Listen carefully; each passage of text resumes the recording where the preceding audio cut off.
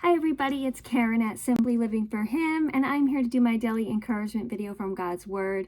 And I know last week I didn't do any devotion videos. I was away, and actually I'm going to share a little bit about that in today's devotional. So I shared a little bit in our Hebrews 11 Bible study in my Simply Living for Him online women's community, this little story that I hope will encourage you. And I thought that it would be really good to tie this in to this verse today in 2 Corinthians 12. This is Paul speaking, and it says here in verse 8, Paul is speaking about how he asked the Lord to take away his thorn in the flesh, so to speak, or something that was weak in him, that was hindering him. We don't know what that thorn in the flesh was. Some people speculate different things. We don't know what it was, but we do know that God did not take it away. And it says here 3 different times, I begged the Lord to take it away. Each time he said, my gracious favor is all you need. My power works best in your weakness. So now I am glad to boast about my weaknesses so that the power of Christ may work through me. Since I know it is all for Christ's good, I am quite content with my weaknesses and with insults, hardships, persecutions, and calamities. For when I am weak, then I am strong. Most of the world today would not celebrate weaknesses, would not celebrate that and say that we are content with our weaknesses, right? This world is always all about being strong. And, you know, this is just such a great example of how God works in us and he works through us so that we do nothing apart from him. We do nothing on our own. When we are weak, we can actually boast in his strength, because any time that we do anything that is strong, it is merely because we are operating by the power of God. And so last week I traveled for a work trip, and it was a wonderful experience.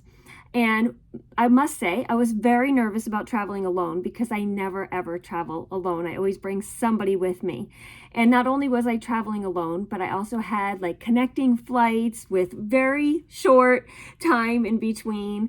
And there was just all these things that I was so nervous about. It was a trip that took me completely out of my comfort zone.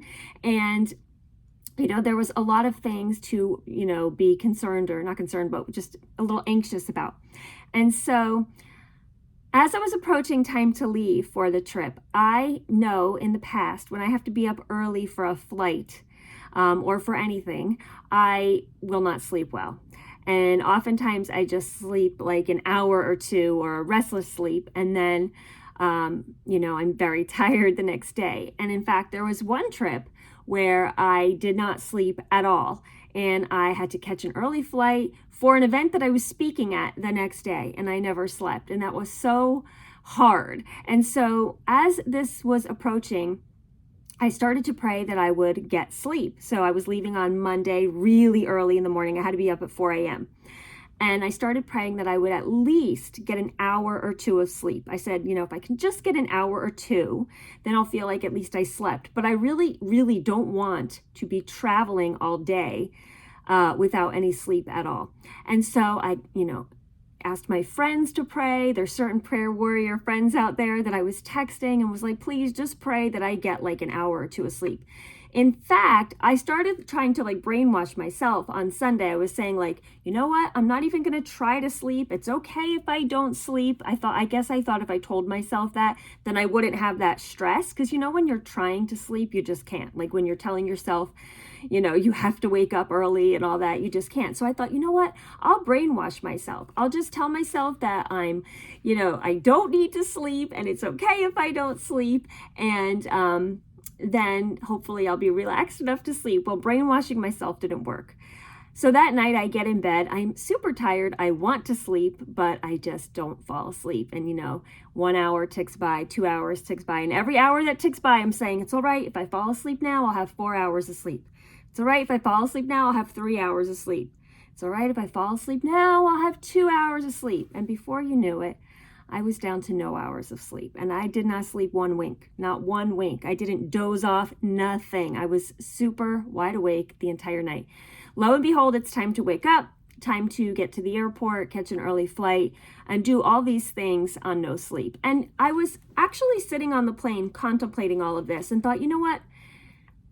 like for a split second, my faith was just kind of like going downhill. I was like, I prayed about this. I specifically prayed that I would get at least 1 to 2 hours of sleep. And I asked friends to pray that I would get 1 to 2 hours of sleep. That's all I was asking. I wasn't asking for a full night's sleep. And so, on the plane, I kind of thought, for a split second, I thought, is this even real? Like my faith. Is this even real? Is God really listening? Because not only did I pray, I enlisted my prayer warrior friends.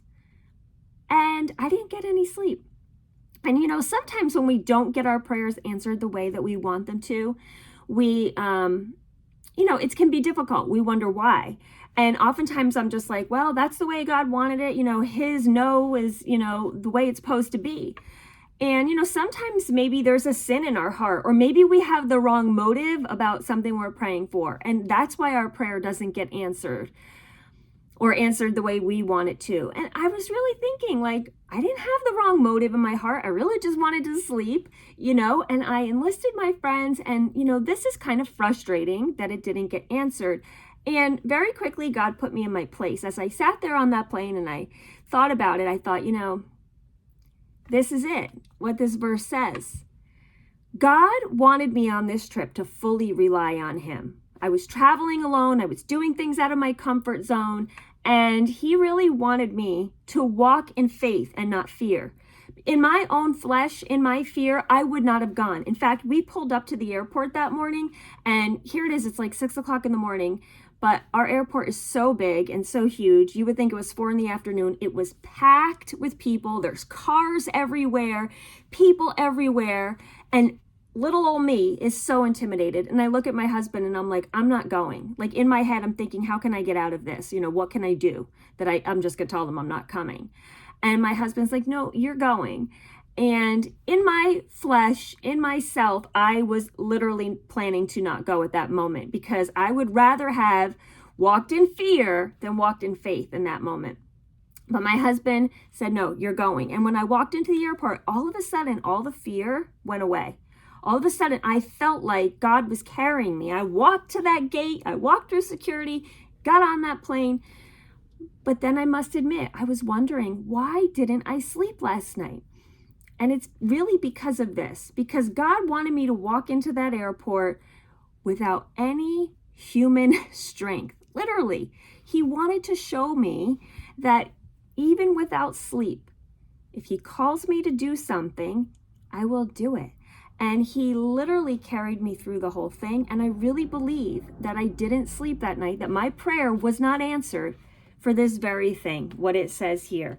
So that I could say, for when I am weak, then I am strong. Because I would only be, as it says here, boasting about my weaknesses so the power of Christ may work through me. So I'm not saying that we don't need sleep, that we have this, God gives us the strength. I'm just saying in that moment, for me, I really felt like that was the lesson. That God was saying, I'm going to strip everything away you think you need. You think you need to travel with somebody. I didn't. You think you need to travel with, sleep. I didn't. You think you need to travel, knowing what to expect and to have confidence. I didn't, because I really didn't know what to expect on this trip. And I had zero confidence in myself. But I relied on the Lord. I truly had felt leading up to this trip that he wanted me there. And that's a whole nother devotional, but through many, many, many confirmations, he made it so clear that this was his will. And so I knew that he wanted me there, and therefore I could operate by his power alone. I believe that I didn't sleep intentionally by the Lord to show me that I could just operate on his strength alone. Now, lo and behold, thankfully, that night, boy, did I sleep well. And I was physically recharged for the rest of the trip. But I really felt like the Lord said, you know what? You may think you need sleep, but I'm going to show you otherwise. So I'm not saying that's, in every situation that God's just going to strip us of all our, physical needs. But I felt like in this situation, for sure, he wanted to show me that, even though I thought I needed sleep. I just needed his power alone. And so I want to encourage you today to walk in faith and not fear, to remember that your strength comes from the Lord, and your strength from him comes when you empty yourself of you, right? When you are completely weak in your self, you are strong in him. What I thought I needed to be strong, he wanted to show me I really, truly only need him. When he calls you to do something, he will equip you. So I hope that this encourages you today. If it does, let me know. I'm glad to be back here in the devotionals. So let me know if this encourages you, and I will see you next time. Until then, I wish you all the blessings and joy in Jesus today.